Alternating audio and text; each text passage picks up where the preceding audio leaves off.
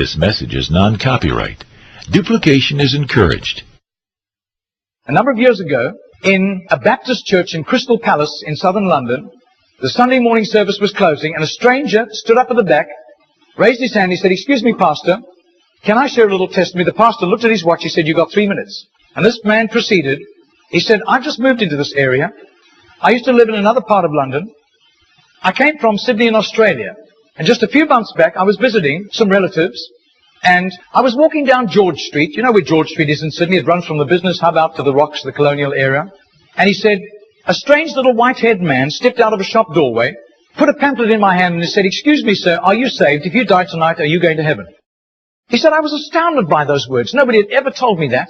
I thanked him courteously, and all the way on British Airlines back to Heathrow, this puzzled me. I called a friend who lived in this new area where I'm living now, and thank God he was a Christian. He led me to Christ. And I'm a Christian, and I want a fellowship here. And Baptists love testimonies like it. Everyone applauded and welcomed him into the fellowship. That Baptist pastor flew to Adelaide in Australia the next week. And 10 days later, in the middle of a 3-day series in a Baptist church in Adelaide, a woman came to him for counseling, and he wanted to establish where she stood with Christ. And she said, "I used to live in Sydney. And just a couple of months back, I was visiting friends in Sydney, doing some last-minute shopping down George Street, and a strange little white-haired man, elderly man, stepped out of a shop doorway, offered me a pamphlet, and said, 'Excuse me, ma'am, are you saved? If you die tonight, are you going to heaven?'"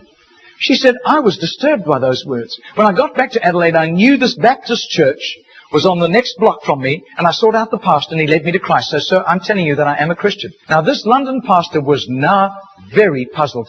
Twice, within a fortnight, he'd heard the same testimony. He then flew to preach in the Mount Pleasant Baptist Church in Perth. And when his teaching series was over, the senior elder of that church took him out for a meal. And he said, "Mate, how'd you get saved?" He said, "I grew up in this church from the age of 15 through Boys Brigade. Never made a commitment to Jesus, just hopped on the bandwagon like everybody else. And because of my business ability, grew up to a place of influence. I was on a business outing in Sydney just 3 years ago, and an obnoxious, spiteful little man stepped out of a shop doorway, offered me a religious pamphlet, cheap junk, and accosted me with a question. 'Excuse me, sir, are you saved? If you die tonight, are you going to heaven?' He said, I tried to tell him I was a Baptist elder. He wouldn't listen to me. He said, I was seething with anger all the way home on Qantas to Perth. He said, I told my pastor thinking he would sympathize with me, and my pastor agreed. He had been disturbed for years, knowing that I didn't have a relationship with Jesus, and he was right.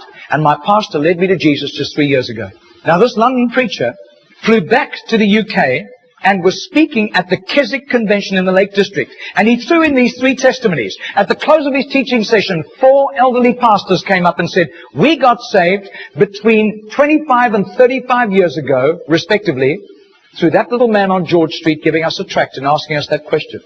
He then flew the following week to a similar Keswick Convention in the Caribbean, to missionaries. And he shared the testimonies. At the close of his teaching session, 3 missionaries came up and said, "We got saved between 15 and 25 years ago, respectively, through that little man's testimony and asking us that same question on George Street in Sydney." Coming back to London, he stopped outside Atlanta, Georgia, to speak at a naval chaplains convention. And when his 3 days of revving these naval chaplains up, over 1,000 of them, in soul winning, the chaplain general took him out for a meal. And he said, "How did you become a Christian?" He said, "Well, it was miraculous. I was a rating on a United States battleship, and I lived a reprobate life. We were doing exercises in the South Pacific, and we docked in Sydney Harbour for replenishments. We hit King's Cross with a vengeance. I got blind drunk. I got on the wrong bus, got off in George Street, and as I got off the bus, I thought it was a ghost. This elderly, white-haired man jumped in front of me, pushed a pamphlet in my hand, and said, 'Sailor, are you saved? If you die tonight, you're going to heaven.' He said, the fear of God hit me immediately. I was shocked sober and ran back to the battleship, sought out the chaplain. The chaplain led me to Christ. And I soon began to prepare for the ministry under his guidance. And here I am in charge of over 1,000 chaplains, and we're bent on soul winning today." That London preacher, 6 months later, flew to do a convention for 5,000 Indian missionaries in a remote corner of northeastern India. And at the end, the Indian missionary in charge, a humble little man, took him home to his humble little home for a simple meal. And he said, "How did you, as a Hindu, come to Christ?" He said, "I was in a very privileged position. I worked for the Indian diplomatic mission. And I travel the world, and I am so glad for the forgiveness of Christ and His blood covering my sin, because I'd be very embarrassed if people found out what I got into. He said, one bout of diplomatic service took me to Sydney. And I was doing some last-minute shopping laden with parcels of toys and clothing for my children, walking down George Street. And this courteous little white-haired man stepped out in front of me, offered me a pamphlet, and said, "Excuse me, sir, are you saved? If you die tonight, are you going to heaven?" He said, I thanked him very much, but this disturbed me. I got back to my town, I sought out the Hindu priest, and he couldn't help me. But he gave me some advice. He said, just to satisfy your curious mind, nothing else, go and talk to the missionary in the mission house at the end of the road. And that was fatal advice. He said, because that day the missionary led me to Christ. I quit Hinduism immediately and then began to study for the ministry. I left the diplomatic service, and here I am, by God's grace, in charge of all these missionaries, and we are winning hundreds of thousands of people to Christ.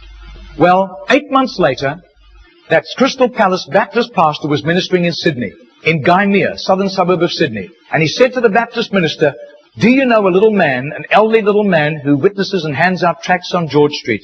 And he said, I do. His name is Mr. Genor, G-E-N-O-R. But I don't think he does it anymore. He's too frail and elderly.